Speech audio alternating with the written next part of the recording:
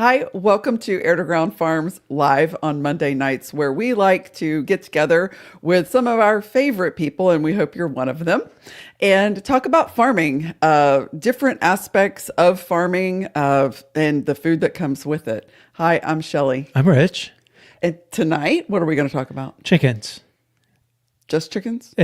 Chickens, laying eggs. Yeah, so all of there's more than one kind of chicken. Some of them you can eat, well, you can eat all of them. But tonight we really just wanted to focus on the layers and how important they can be, not just for a small farm, but everybody. Yeah, even just in your backyard. So we've got some pictures put together to share with you. We didn't buy chickens for the first time when we bought the farm. So we'll talk through some of the different stories with how we got into chickens. But first, we like to do a little farm update.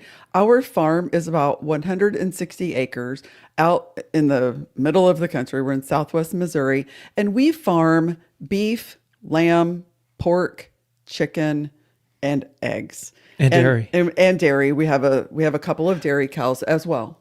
And rabbits. Soon. Well, we do have rabbits. That's right.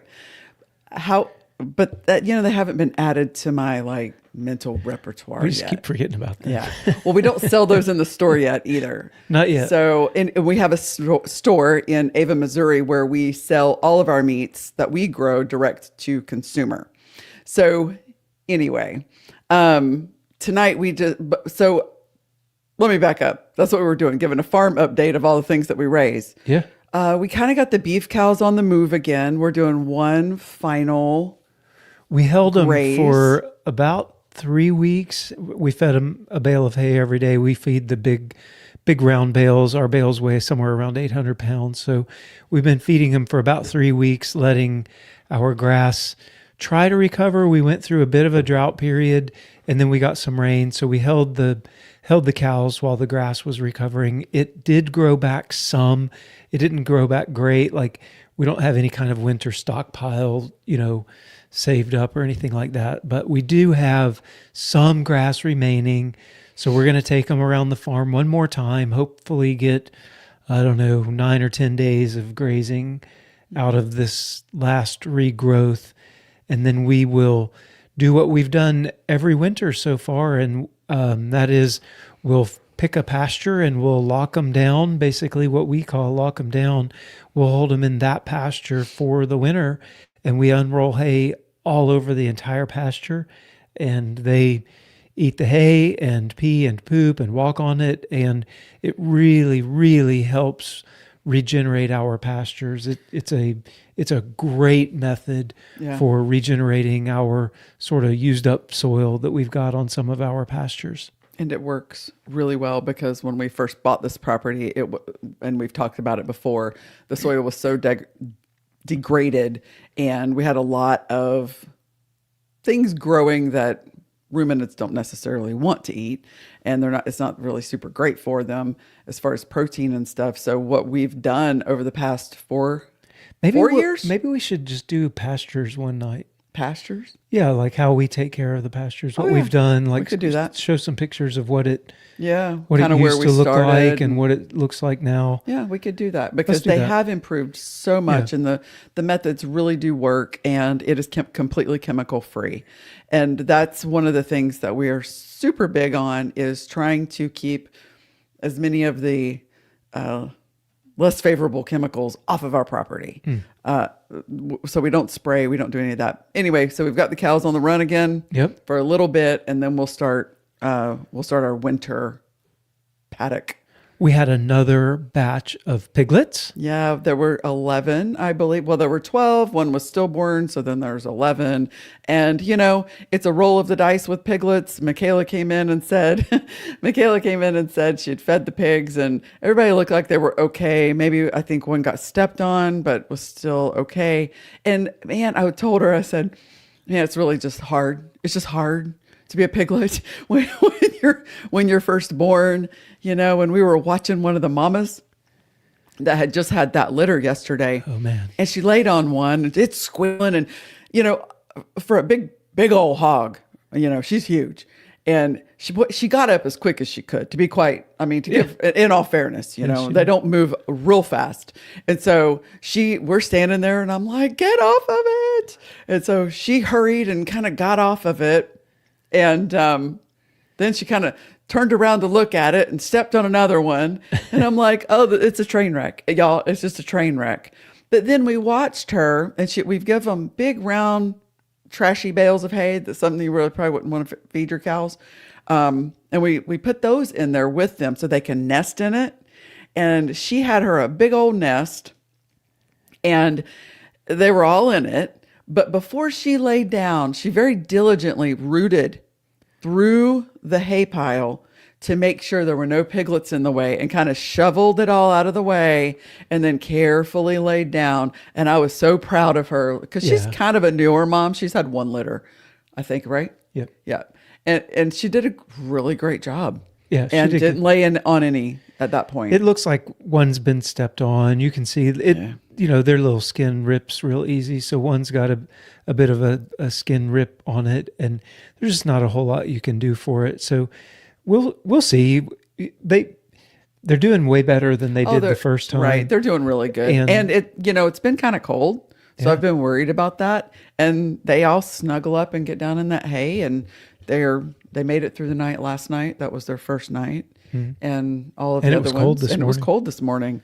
So really happy about that. They're doing really well. And the feeders are growing like crazy.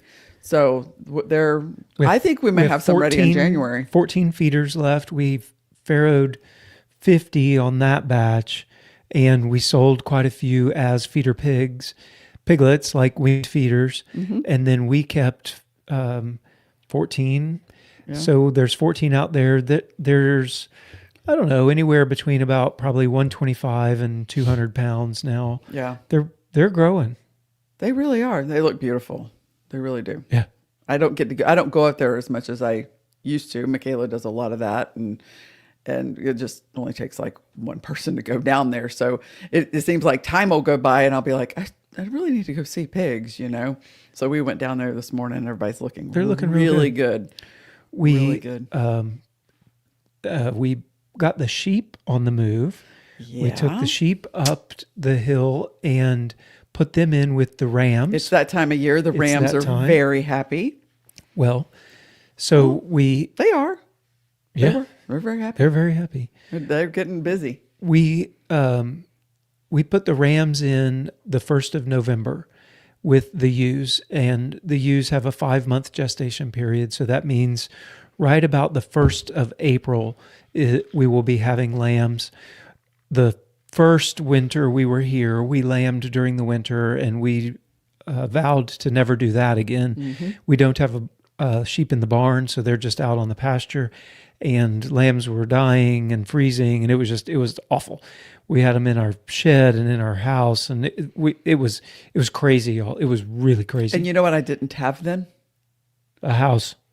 Well, right. We had an RV. Well, I know that, but what we also didn't have that is an absolute lifesaver is Jersey milk. Oh yeah, true. Raw Jersey milk.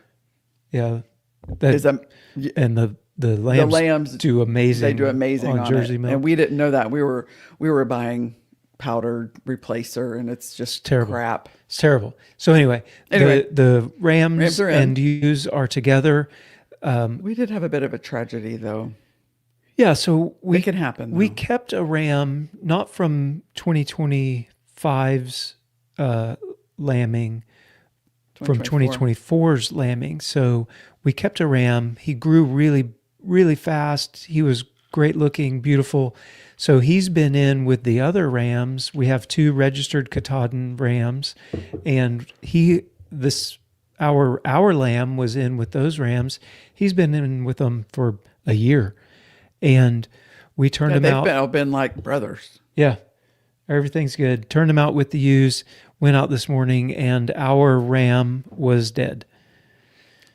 They fight. They do the headbutt thing. You've seen like mountain goats or mountain sheep. They do ram each other. Do the big, headbutt ram thing. Well, this young guy, he was very intent on ramming the rams, and he was I mean, he'd back way up and they'd get like 20, 25 foot run at each other and they just butt heads. And it broke his neck. Yeah. He was a little overconfident. He was. And this was the first time he'd been turned out. There's a couple of things we could have done differently, but they were all relatively the same size. He was slightly smaller, but I thought that he would submit because he's been with them and they're bigger, or older. Yeah, I don't know. For some reason I put my mom mind in there, and you know because you've heard the stories that they can break each other's necks, and he succumbed to that. Yeah. So that was not a great find this morning. No. Not totally surprising, but a little bit. Yeah. We could have waited, and we tried to do that last year. We put one in, our largest one in, and held back his half brother, and we held him back. But he wound up escaping because he was like, "Oh no, we're not having this." Yeah. So even trying to hold him back, we would have to move them to a whole nother part of the farm, because when National Geographic hits, it's on, and everybody's going to be involved, and so we just were like, let them at it, and that's what happened. Yep. Yeah. So that wasn't grand. No, but it's sheep. Yep. We'll do it. Maybe we'll do it different next time if we keep more. Probably not. Artie is getting close. One of our Jersey cows. She's getting very close. We're watching her. She's going to calve in the next week or two. Her body's starting to change. Her udder hasn't filled up yet, which it will do somewhere around a week prior. Yeah. So she's starting to hang low. Her belly's, you can tell that it's getting close. Yep. And the rabbit house is coming along. The rabbit barn that we're building on, got some more stuff done on that in the past couple of days. So more on that later. The chickens have slowed down on their eggs. It's the time of year. It is the time of year. So but since we're talking about chickens I know, tonight, let's just segue into that. Let's hit some comments. Okay, let's do a little roll call. Who's in the house? Folks. We have in here? Carol saying hello from Cooperstown, New York, with her twin sister, and toured the baseball hall of fame today. Awesome. That sounds fun. I bet that was fun. Yeah. Especially right after the World Series and everything. Go Dodgers, I guess. And Susie Q sent us an email this morning about Monsanto and PCBs and a lawsuit where there was a group of teachers that actually won the lawsuit against Monsanto, which I didn't realize they were making other things. I knew Roundup, but no, they make other bad things also. So yeah, they have a knack for that, it seems. So anyway. Appreciate that, and we're going to keep researching on that. Phil says, good evening, folks. A beautiful day in the Ozarks. I agree. The fall colors are beautiful. Be sure to give a thumbs up and share the live stream. Yeah, cool. Absolutely. Yeah, thank you. Hey, one of the best things that you can do for this live stream and Air2Ground Farms YouTube channel is to share it with on your social media. Hit share, put it on your Facebook, because the only way that people know about this kind of stuff is if it's word of mouth. Yeah. And so if you share it with your sister or your family or your friends, or just throw it out there on your social, it really, really does help get the word out. Invite somebody to hang out with us on Monday nights. Yeah. That'd be cool. Anna says hello from Florida. Good evening. Emmy is excited. Happy I love Monday. And old school Nana and Papa are checking in from next door in the RV, and Emmy says hi. Susie Q is saying it's crazy about the Monsanto stuff. Mm-hmm. Old school Nana replying. Northern Indiana is fading fast with the leaves. They're beautiful. Fall is colorful, but they're dropping the leaves quickly. Yeah, we're getting some color, but not what we could have, because we didn't get a lot. It was kind of dry before fall kind of set in. It was so dry. We knew we were going to get kind of a muted Yeah, and then it rained, and then it so rained. leaves started falling. So like sort of, it's happening, but there's not a whole lot of grandeur. Stan says hi from Stan Lee Acres, what they're calling their new place. Cool. We're basically neighbors. We are, yeah. South of Notting Hill, Missouri. And they sent us a pic. They had some Air2Ground Farms bacon cheddar brats, and he says they were the bomb. And they are good. They are good. They're really delicious. good. Emmy says the fall colors are starting in southeast Kansas, starting to shine. Awesome. Becca's saying hi from the top of the hill, hill. Farmhand Huck as well. Love it. Mary says hello, and so nice to see you guys on Saturday. Delish beef roast, now done in the crock pot tonight. Smell us too. Us too. We actually my didn't gosh, get we're to eating the eat same our thing. beef roast. I know. We grabbed, there was an arm roast in the store. The package had opened, so we brought it to the house, and Oh, it smells so good. very That's what excited. we're going to eat when we're done with this. Homestead Jude says hello. Good evening. Phil's given the yeah for the rabbits. Yep. Patty says hi.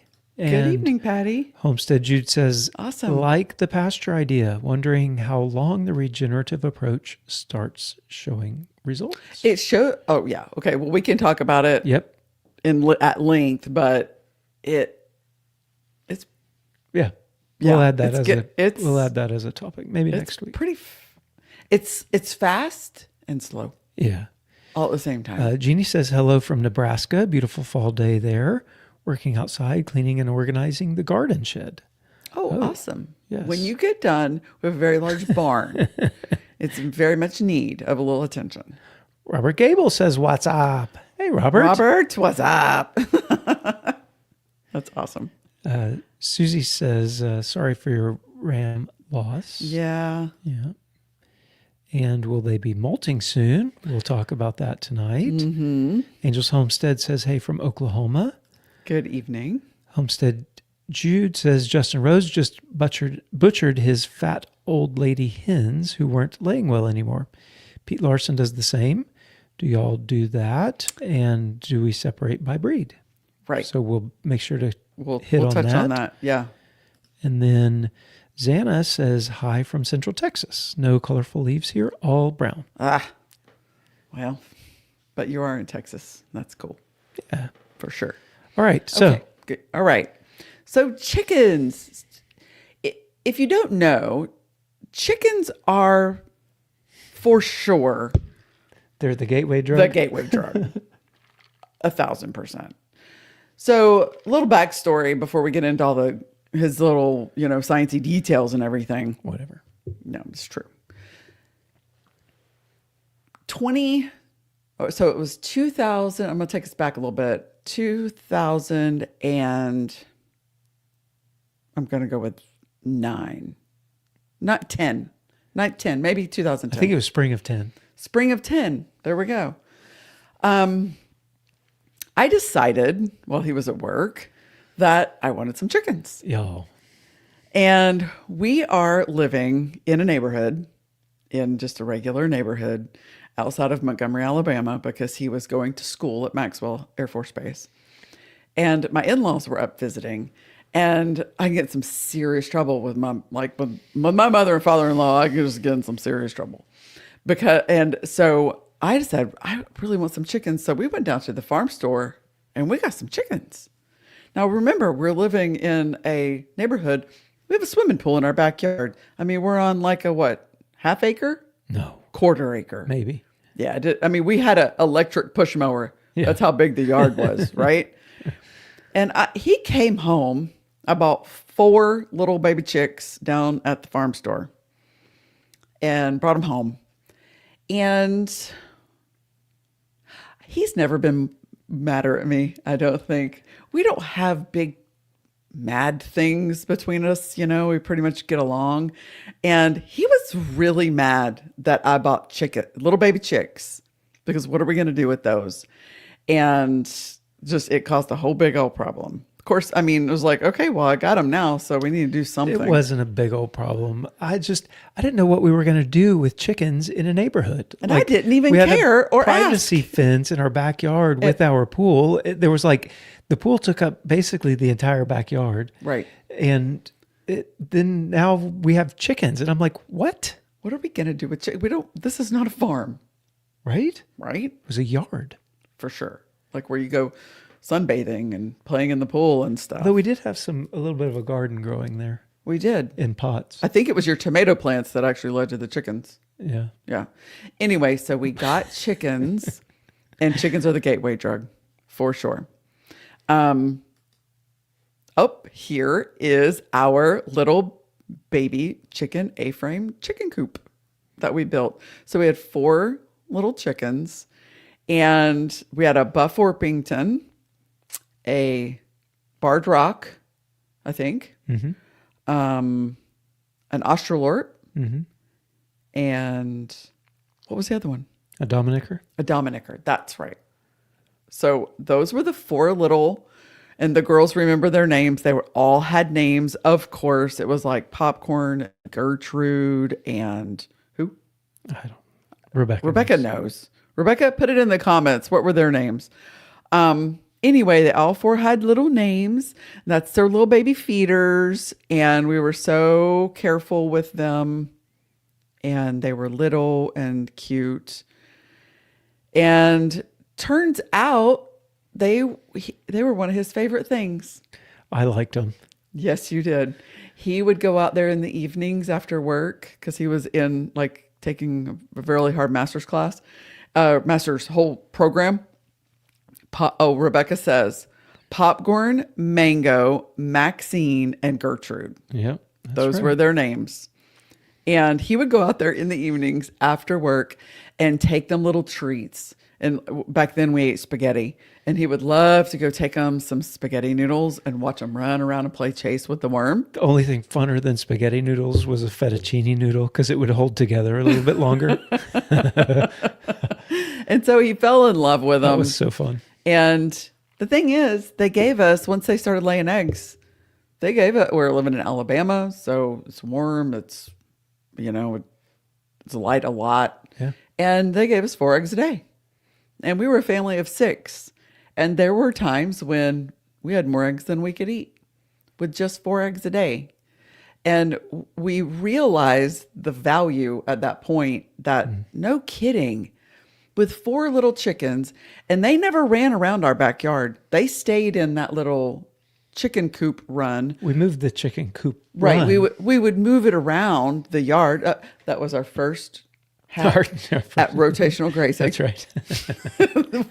we rotationally grazed Our backyard backyard in Prattville. Yes, we did with our chickens and fertilized it. We did. Anyway, so we began to realize the value of having chickens even if you live in town, right? And then so we had to move, and we moved somewhere where having chickens was not going to be wasn't going to be possible because we were going to live on a military base again. So we sent the chickens south, and they went and lived with his mom and dad, and they had chickens. So they just relocated. As soon as we were able to again, really, we got chickens again, but it took it took a lot of years, really. And so we got some more. Look at these little baby chicks, guys. That was their next little run. Okay. So another A-frame style that we threw together literally like in an afternoon. We got them for Michaela because at this point she was, the youngest, and she was about 6 at the time. So we wanted her to have her little chickens and be able to take care of something and have something to show for it when you get your eggs. Yeah. And so there she is, the little chicken whisperer. That was our 6 that we had when we were in Maryland. And we upgraded on this one. We got a little plastic house. It was total bougie. I mean, at this point we're, That was us putting together the plastic house. We got a plastic house, and we got a chicken yard. We got it all on Amazon. But it gave them more space. We didn't want to have a little small little run anymore. So we got a bigger yard for them, and we got like 6 eggs a day for a long time. And so we knew that was where we left and came here. We did not bring those chickens with us, but we did bring that little house and that cage, Yeah. right? That's what the pullets just lived Yeah. in. So we knew we were going to have chickens when we got out here to this farm. We knew we were going to have a lot of them. So these are some of the, what are those? Those are the Those are the red sex red links. sex links. Okay. And a red sex link is a hybrid chicken that lays a lot. And of course, there's a black star, I think, in there. So let's get into that's for a that's few. the farm now. So Yeah, that's we've our sort of chickshaw. upgraded. We use the chickshaws now. We have 3 chickshaws. We have 3 chickshaws, and we have probably 200 plus a few layers. But not all of them are laying yet. Some should be laying Correct. in the soon. Layer chickens. Yep. In the soon. Okay. So why don't you talk about a little, I've told the stories and how we sort of got here. Why don't you talk about a little bit about breeds of chickens? So I think when you're picking a breed, it really needs to be based on what your goal is with your chickens. If you're wanting a pet, there are breeds that do better than others. If you're wanting an egg a day, there are breeds that do better than others. If you want colorful eggs, like you really need to just decide what it is that you're wanting out of your chickens, and then from there that leads you into the path of the breed that you want. One of your relatives, John, Yeah. it was very important to him that they were pretty. Yeah. He wanted yard flowers. That's Like what he if I'm- called them, yard flowers. If And I'm going to he have would- chickens, I want them to be pretty. he would mate them to each other based on the feathers and personalities, and he really wanted yard flowers, and so He really liked the Bielefelders. the Bielefelders mixed in with some others. They're very colorful, Yeah. and so you start mixing those in with others, and you get very, very beautiful birds. You do.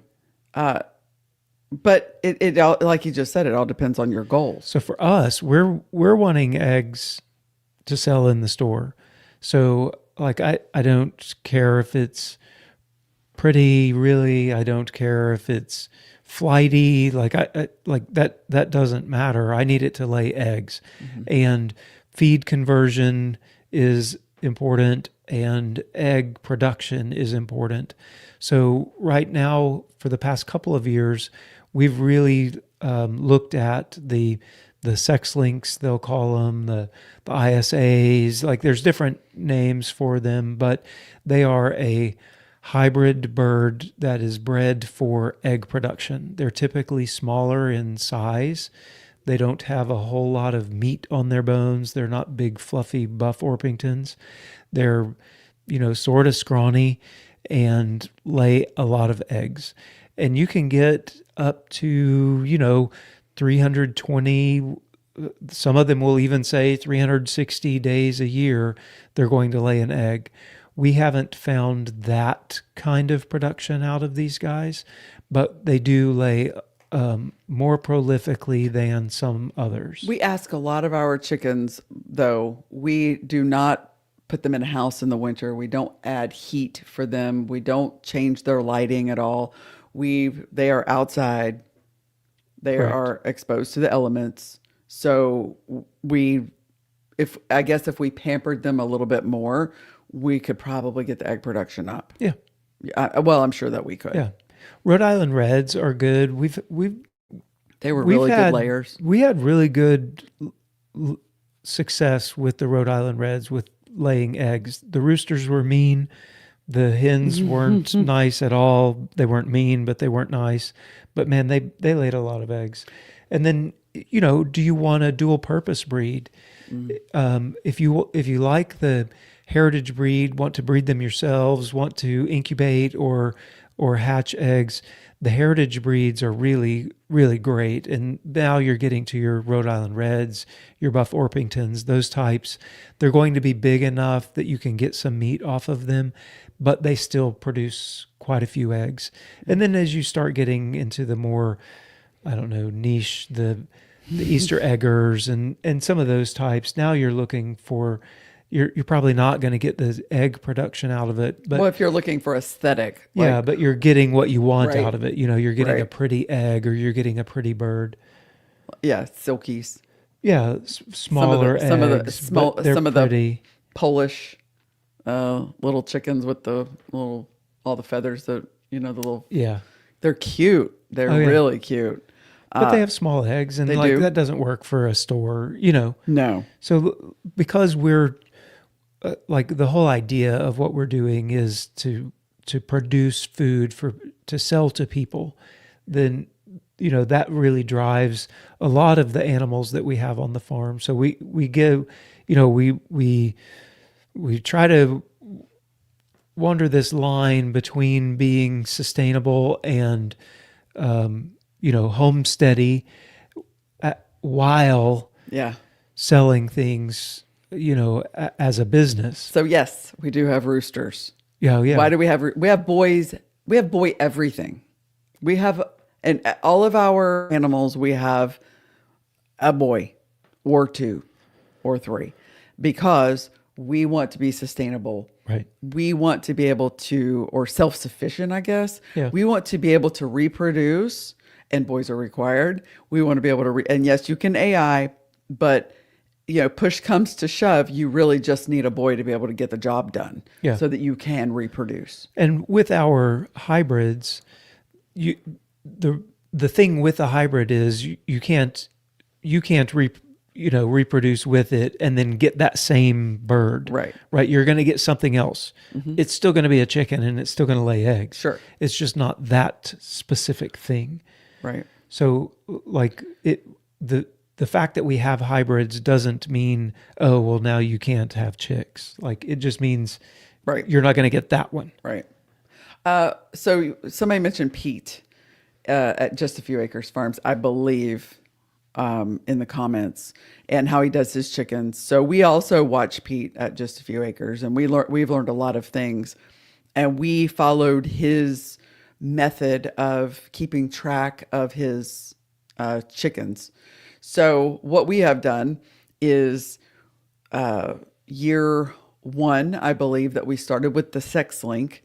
We had a hodgepodge there for a while, and when we dedicated to, we want the most prolific layers, the end. So we're going to go with a hybrid. We're going to go with the sex link. We got red ones. Mm-hmm. We got the red sex link. I'm going to throw out numbers, about 100. Was it 100? I think it Or was was it 75. about 75? Okay. So we got 75 red sex link. The next batch were white. We got white sex links. Or no, they weren't. They're Delawares. They're Delawares. They're 'cause the Delawares, sex links and were gone. they're a heritage, by the way. I know. So we got Delawares because the white sex links were not available. All that stuff with the bird flu stuff. Yeah. Anyway, it was hard to get stuff. So I found some white ones, but they're Delawares. The next batch that we got, and we have growing right now, are blue sex links. So they're all gray, blackish blue, really pretty actually. Mm-hmm. And so that's our next batch. So whenever it's time, which it's soon, the red ones will be dispatched because they're going to slow down, and the blue ones will come on and start laying. We have leftovers still from some that we incubated and hatched, and then some of our first chickens. We've got some Buff Orpingtons and Bielefelders and the Black Star, and so we have a few. Those guys, it's time to cull them right now, and then the reds will probably take through till next fall, and that'll be 3 years, and about 3 is what we've been doing with them. So, but like next summer, we'll get the next batch, probably another red sex link or a black sex link or something like that. Now, will we process them for meat? We have in the past. We have processed them as stew hens and put them into our freezers. We have a lot of full freezers. I do not know if we will actually do it for us. I don't know if we'll do it for dog food. I don't know. Like that is totally, we're not sure what we're going to do yet because we are filled to the rim right now.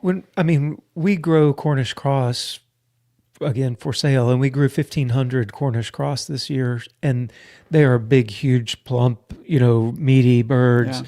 And we have freezers full of chicken. Yeah. And when you process these stew hens, they're scrawny and they're older, they're very flavorful, Yeah. but you have to be very gentle with the meat as you cook it, and it needs to cook for a long time. Yeah. And like there are We know how to do it. Oh yeah. We understand the value of it.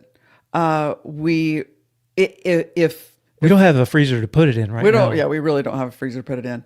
But we know the value, and if we needed to, and we really, really needed that, we would absolutely harvest them and put them in our freezer. Oh, yeah. Or make broth out of them or something. We know all of the things to do.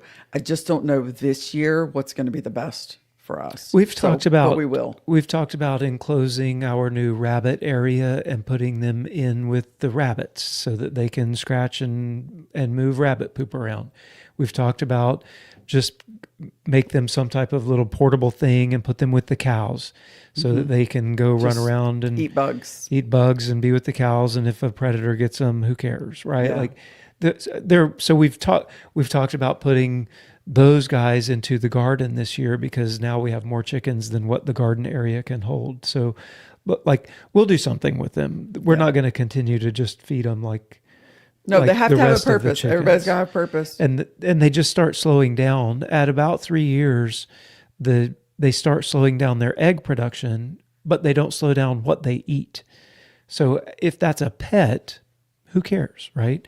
Well, another But if interesting it's- thing is in hard times, you don't have to feed a chicken if they've got enough yard. That's true. They can They're go just forage not for gonna- themselves. They just aren't going to lay as many eggs. But they won't lay as many eggs. Right. So, the idea of culling the chickens at 2.5 to 3 years is like, it's not cruelty. It's just they are eating the same amount as everyone else, but they are not producing eggs Sure. at that same rate anymore. Yeah. And as they start slowing down, there's no reason to continue feeding them. So you said eggs. Tell me about your eggs. Oh, goodness. Yeah. There's Your pastured, non-GMO eggs. Yeah, there's a lot to eggs, and I mean, all the way to what color is the shell. Mm-hmm. I have an aunt that will not eat our she eggs won't. because the shell is brown and she doesn't like the way brown eggs taste. It's true. And we've said, come on, There's no difference. there's no but difference. It's just okay. the color of the egg. Yeah. Nope, she doesn't like them. Unless she was getting a farm fresh egg and maybe it was a little less like a store-bought egg. And Well, it was or unless maybe? you fixed it for her and she couldn't see what shell it came Yeah, out of. maybe. She think that they were wonderful. So most of our birds lay brown eggs. We have a couple out there that are still laying white and a couple that are sort of a peach color, but for the most part, they're brown eggs. The ear I tells was going you to say, how Yeah. do you know what color egg they're going to lay? their ear tells you the color of their ear tells you the color of their egg. You can do lift the little ear flap up and see Yeah. what color their ear is, and that'll let you know what color egg they're going to lay, which is Pretty pretty cool. Yeah. But ours mostly are brown, and that's some it pale and some peachy pale ones. for the color. Yeah. We But the feed nutrition them, of it. yeah, we feed them a GMO-free food. We do ferment their feed, and that really helps in their digestion with the probiotics and stuff, even for their bellies. It's very helpful. And then we give them some supplemental dry food as well. They have grit. We give them grit, and we give them oyster shells, which really helps with the calcium and the strength of the eggs. And if we forget to give them oyster shells, the shells will start to get a little thinner. Yeah. And then it's like, oh man, we forgot to give them oyster shells. So Yeah. But what's on the inside is really the thing that matters, because that's the stuff that we're eating. yeah, That, like, why do you want a farm fresh egg? Why do you want one that's pastured and non-GMO?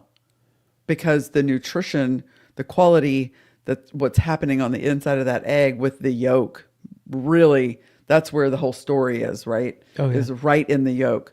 And when you get a pastured egg and you open it, and that yolk is that beautiful bright orange, you can tell. If somebody told me they were pastured and it came out pale yellow, I would say no. No, because where are you getting your beta carotene from? Where are you, the carotenoids Yeah. that come from the grass from outside and the bugs is what comes out as beta carotene, and that's why that yolk is so orange. And it also comes with a higher percentage of omega-3s Yep. and So vitamin D. a third more vitamin D, twice the omega-3s, and 7 times more beta carotene So than caged birds. eggs across the board are good. They were demonized in the 80s and 90s, and it was all just a lie, period. Eggs are wonderful. They're one of the best foods on the planet. Little beautiful packets of food, really. And Well, a lot of the really healthy people are carnivore right now, and they talk about eating the animal, they say nose to tail. Like, in order to be carnivore, you really have to consume all of it because there are different nutrients and vitamins in different parts of the animal. And an egg, I mean, it's the whole thing. It's the whole animal, right? Yep. Like, it's the best way to do that nose to tail eating is with the egg. It's liquid chicken. Liquid chicken. I knew you were going to go there. Anyway, so you can tell when you get a store-bought egg or a factory-produced egg, will have a light pale yellow yolk, typically. And that's because the nutrients are they're less. It doesn't make it a bad food. By all means, eat eggs. I'm just saying you can eat better if you can get them from a farmer. Or, there's some in the store that are organic and pastured and things like that if you don't have access to a farmer, right? Yeah. Do you want to take some questions? I think there's a couple there. Yeah. Before we do that, the labeling on eggs matters. It's baloney. If it doesn't say anything, those birds were probably in a cage. There are 7 or 8, 9, 10 to a very small cage. The feed goes past their face, their water goes past their face, the eggs roll out, they live in the cage their whole life. If they say cage free, all that means is they're in a huge house that looks like what the broiler chickens live in. But they're not like outside, they're still in a house. Most of the time, if they are pastured, what is the one where they just go outside? What's that one called? Do you remember? No, I thought that's not cage free. Maybe somebody in the comments can help us. Yeah, pastured, like pasture raised, they can be out. Yeah. Well, if they have, it's like access. Yeah. They have access, and it's Free really range. Thank free you, range. Mary. Yeah, that's it. The free range are the ones where they just have to have access to Right. the outside, and then pastured like ours. Our birds are on like a half an acre. Yeah, they're at in a time. they're in a fence to keep them safe. Like they're not just roaming around. No, But we tried that. They went in the barn. yeah, that doesn't work. So another thing about selling eggs is you need them contained, because if they're not contained and you're wanting to sell them, there's no way to roam Right. the same area that a chicken will roam and have an Easter egg hunt every day for every egg. And if you don't gather the eggs every day and you're trying to sell them, then you don't know how fresh that egg is. Right. Which is like a bad no-no.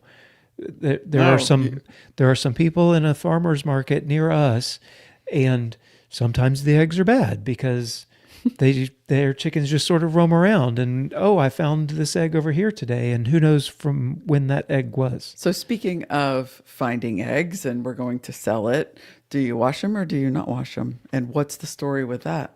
We've got some. We're going to go there next. We've got to take some questions. Okay. Sorry. We got to hurry because we only got like 15 more minutes. Okay. Okay. All right. So we've got, Back up a little bit. yeah, Patty saying, thankfully, in almost 47 years of marriage, my husband has never gotten mad at any critters I've brought home. Oh, that is wonderful. I didn't. He I didn't was get mad. I was mad for a moment, but I very Then- quickly got over yeah, it. he got over it very quick. Jeannie says we live on 5 acres, been wanting to get chickens for years. My husband isn't on board. He wants to travel and doesn't want to be bothered with them. Well, I'm it bummed is out. an anchor, right? All It of is. the animals are an anchor, and when Yep. you do want to travel, that's what you want to do. It is tough. It Yeah. is. Anna mentions that Simple Living Alaska, they provide heat and light during the winter, which keeps them laying. Yes. Well, yeah, especially way up there. Susie Q wants to know, how do you ferment their feed? And then we had that same question down here. So how do Okay. you ferment their feed? We mentioned we feed them a GMO free feed, a ration, and it looks like cracked corn and cracked soybeans and Wheat. and like Oats. There's oats. it's not an extruded pellet or a crumble. It looks like, It almost looks more like a scratch. yeah. What you would get at at Scratch. Tractor Supply as a scratch. So we take that as the base and then add water to it. And we have started doing the Sometimes fermenting. milk, sometimes to get it really Yeah, going. sometimes we'll add some of our raw milk, but we've started doing it in old freezers that quit working so that it stays warm even in the wintertime. So we add that feed mixture, then we cover it with water, keep it just barely covered with water. 3 days later, it's fermented and amazing. Yep. If it's cool outside, we'll start it with some warm water. We'll kind of kick start it to get it going. And we try not to let it, once we've got the thing going, we try not to let it get down All the way. all the way so that the fermentation that's already there, the bacterias and everything that's already going, just keeps Yeah, we just going. keep the batch going. We'll add more. So as it's, gets down, we'll add more water, add more feed, use the hose to sort of stir it Right. all together, add more water, add more feed, and just keep that batch, that mix going. And it does a great job. It can like start to mold on top if you let the water get down. So if the feed is sitting up above the water, sometimes you can get some different things growing that aren't necessarily great. But if you keep it just under the water, Now, you get a great ferment. A lot of people probably get chicken feed that is pelletized or the crumbles. And we tried that with our pigs at first, and that really turned it into like an oatmeal mash. That was Yeah, less good. It was like a slop. Yeah, and it worked okay for pigs, but when we went to the GMO free, and it's all like you can tell what the thing was. It's not ground and extruded and pressed and little pellets. And so because it's real food, the sugars naturally ferment. The corn really, The corn really helps it. yeah. And the soy obviously softens and does its thing, and the oats, but the corn in it is really what keeps it going. Yeah. And we have a non-GMO feed mill within 25 minutes of here, and they're really wonderful. Yep. We've got Marianne says that she personally thinks there's nothing better than a brown egg. Absolutely loves them. I agree. And Robert says, wonder if she forgot to wash it before cracking it. Right. Possibly. Possibly. Susie says, I don't want my eggs washed. I want them just the way they came out of the chicken. I agree. We got some answers to our Yeah. question. Mary says, we have lots of nest boxes and only sell those, but the eggs that are iffy are fed back to the dinosaurs. Yeah, really. Mm-hmm.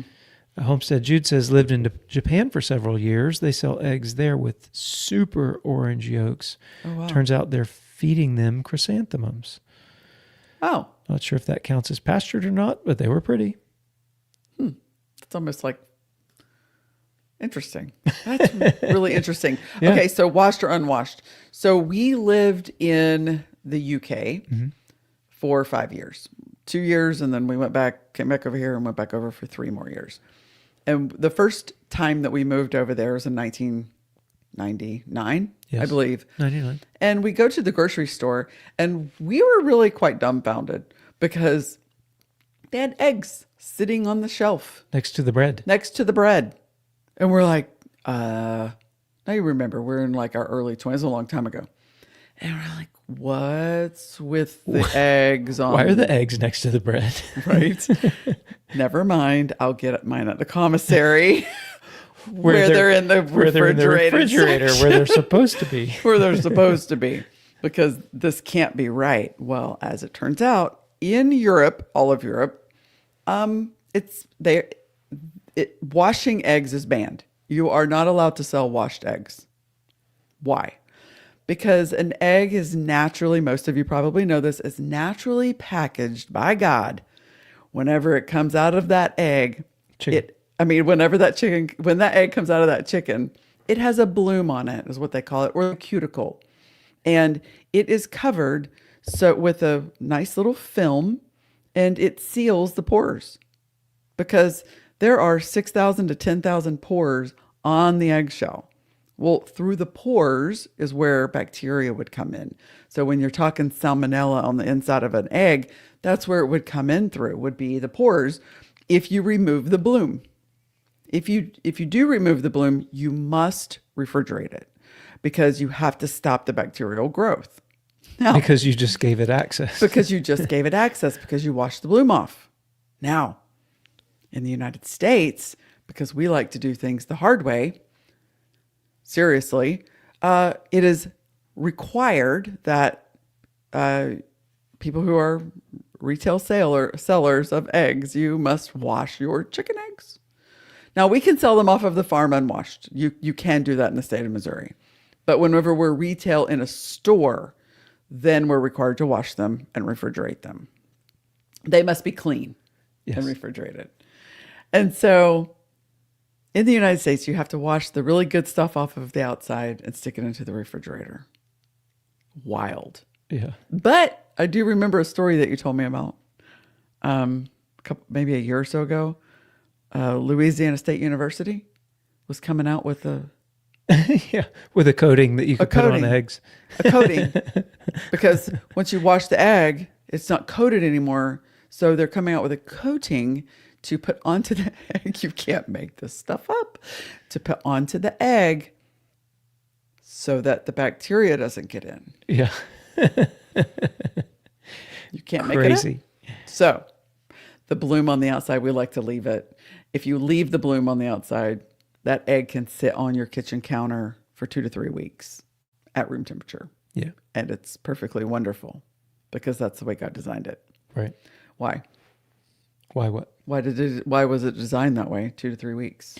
Oh, because a chicken, it lays one egg a day, and it wants to have a clutch before it starts brooding their nest. So they will lay an egg and set it there, and lay another one and set it there. And as soon as they get a dozen or so, they'll have, their little clutch, and then they will start brooding those eggs, and they will all incubate and hatch at the same time. So if they couldn't do that, then, by day 12, 13, 14, The egg would be rotten. the first egg would be rotten. But that's not what happens. The eggs stay fresh and good. And What about fertilized versus unfertilized? So if you have a rooster, first of all, we've literally asked people, do you have to have a rooster to have We have been eggs? asked. We have been asked. right. Do you have to have a rooster to have eggs? No, you do not. No, you absolutely do not. But if you do have a rooster, you can make baby chickens. Correct. So if the rooster's out there with the hens and it is fertilizing the eggs, can you still eat them? Absolutely. Is Yes. there any difference? Wives' tales say it's a more complete protein because whatever happened during fertilization. I think scientifically the nutritional value is exactly the same. Okay. But totally safe to eat. Totally safe to eat. Very good for Now, you. if it was fertilized and it was left out in the sun for however long. You might And it have wasn't gathered on a regular basis. That, like I was talking Right. about, you might end up cracking an egg and seeing something you don't want to. Right. Well, it probably wouldn't be anything much, but it But might you be know what I'm like, saying. yeah, got it. It starts to get yucky. Yeah. So another reason to gather your eggs daily. Yeah. We gather them in the afternoons, in the winter a little earlier in the day, because otherwise they freeze and crack. We don't, chickens can really handle winter weather quite well. If you do not baby them, if it's getting really, really cold, I'm talking like in the negatives, we will put some straw down in their chickshaw to keep the draft so that they have a little extra The insulation. chickshaws have a 1x1 hardware cloth on the bottom of them. So it's open to the air so that their poop can fall through at night. But in the real cold, we'll throw some straw in there to allow them. And the biggest deal is they have to have water. So you have to keep them with liquid water and not ice. Like that's the biggest thing.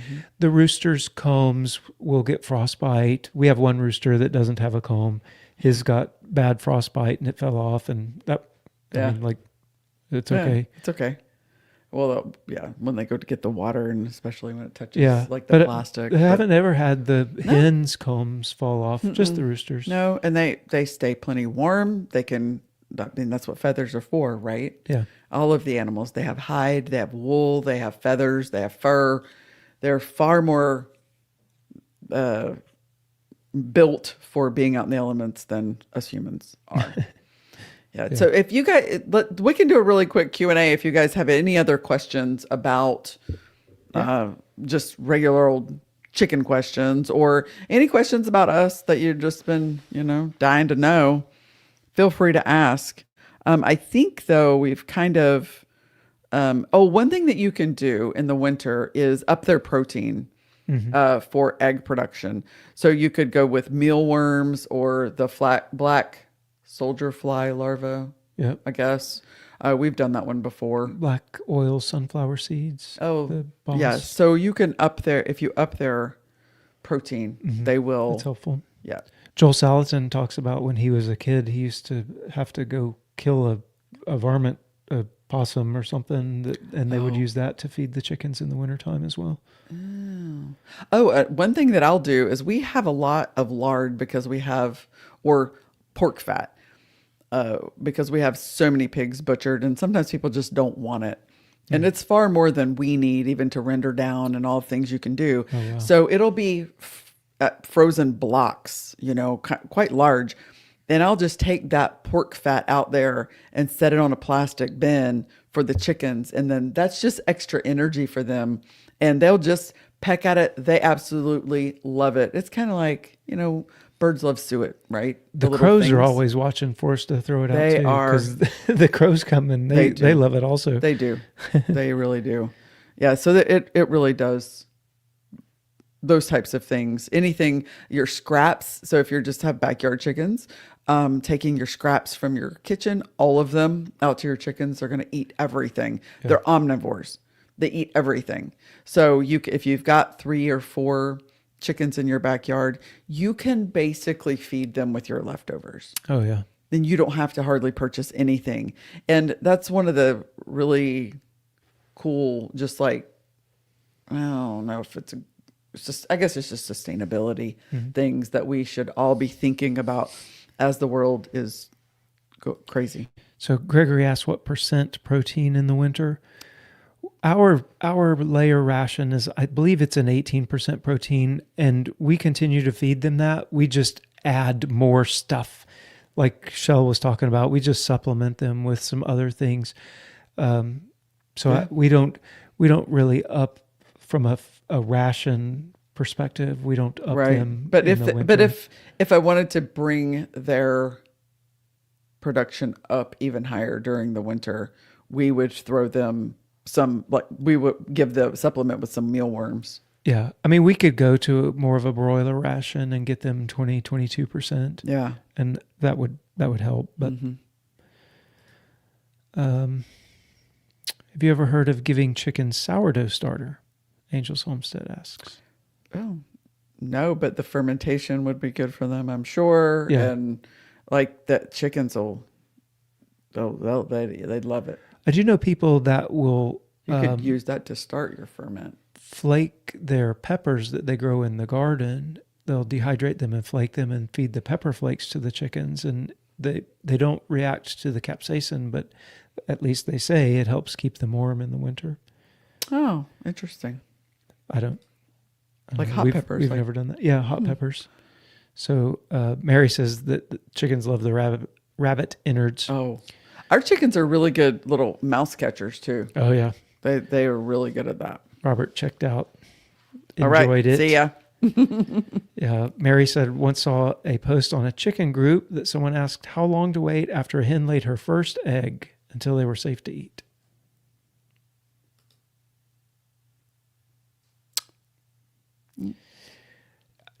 They're safe, and like right at the beginning. So what will happen sometimes is they'll have the little ones. Yeah. They'll lay little bitty eggs, and I think it was Will Harris was talking about. He started packaging those up and selling them as petites. Petites. Yeah. And they're safe. Yeah. The very first ones I've cracked, like they're real small. There's not much in There's nothing in 'em. there's really not much in it. It doesn't have like a developed yolk yet. Yeah. It'll just sort of be milky color. But it's very exciting when you get your first Yeah. one. I don't care how big it is. So like crack it. If it's Yeah. got a yolk and a white, I'd eat it. Yeah, for sure. Yeah. And then we had Mary saying, this chat should be much more than an hour. Well, we do love to talk about our farm stuff, don't we? Yeah. Well, All it's right. been an hour. It has been. Hey, guys, thanks for hanging out with us again tonight on Monday night. If Yeah. you are new, hey, we're doing this every Monday night, pretty much. If we decide to stop, we'll let you know. Okay. I think. Will you let me know? Yes, Okay. for sure. Hey, you guys have a wonderful week. And until Yeah, next thank you. week, bye, y'all. Bye.